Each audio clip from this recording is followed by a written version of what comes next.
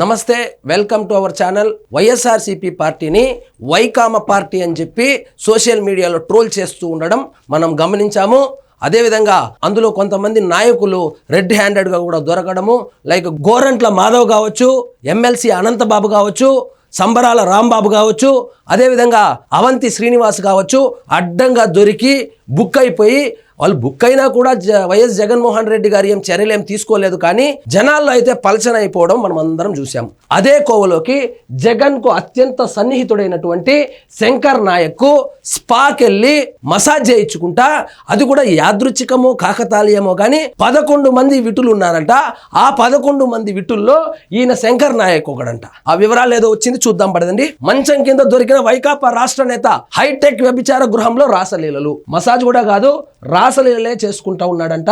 అడ్డంగా red handed గా దొరికితే చూడండి, మంచం కింద దాక్కున్న శంకర్ నాయక్ మంచం కింద పోయి దూరుకున్నాడంట. మంచం కింద దూరుకున్నా కూడా వదలకుండా పోలీసులు బర్రా లాక్కొని వస్తే పోలీసుల్ని బెదిరిస్తానంట. నేను జగన్మోహన్ రెడ్డి గారికి అత్యంత సన్నిహితుణ్ణి, నా కథ మీకు తెలుసు, మేము అధికారంలోకి వస్తే నన్ను అరెస్టు చేసినటువంటి ఒక్కరిని కూడా వదిలిపెట్టను, ఒళ్ళు జాగ్రత్తగా పెట్టుకోండి అని చెప్పి అడ్డంగా బుక్ అయిపోయినా కూడా సిగ్గు లేకుండా పోలీసుల్ని బెదిరిస్తున్నట్లు వార్త అయితే ఒకటి ఉంది. విజయవాడలోని అత్యంత ఖరీదైన ప్రాంతంలో నడుస్తున్న హైటెక్ వ్యభిచార గృహంలో వైకాపా రాష్ట్ర నేత, ఎస్టీ కమిషన్ మాజీ సభ్యుడు వడ్డిత్య శంకర్ నాయక్ అడ్డంగా దొరికారు.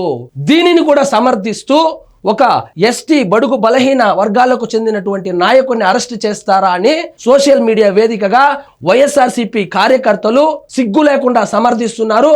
ఆయన్ని బుక్ చేసినారంట. ఏం బుక్ చేసినారయ్యా? ఆయనకి ఎవరైనా కూటమి నాయకులు డబ్బులు ఇచ్చి పోయి రాసలీలలు ఆడమన్నారా? ఎస్టీ సామాజిక వర్గానికి చెందిన వాళ్ళు అసాంఘిక కార్యక్రమాలు చేయవచ్చా? వాళ్ళు కేవలం ఎస్సీ సామాజిక వర్గానికి చెందిన వాళ్ళు అని చెప్పి వదిలేయమంటారా? మరి చట్టము అందరికీ సమానము.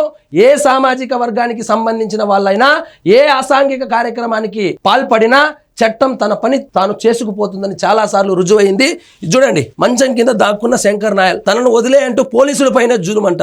ఇంకా తగ్గలేదు. ఆల్రెడీ పార్టీ ఓడిపోయినప్పటికీ ఈ ఫోటో చూపించి నేను జగన్మోహన్ రెడ్డి గారికి అత్యంత సన్నిహితుడు అని చెప్పి పోలీసుల మీదనే రుబాబు చూపించినాడంట. చూడండి, ఆయన డైలాగులు అయితే విద్యార్థుల కష్టాలు తీరుస్తా, గిరిజనులకు అండగా ఉంటా, ఉద్యమాలు చేస్తా అంటూ తరచూ హడావిడి చేసే ఈ శంకర్ నాయక్ చెప్పేదేమో ఈ మాటలు, దూరేదేమో అక్కడ.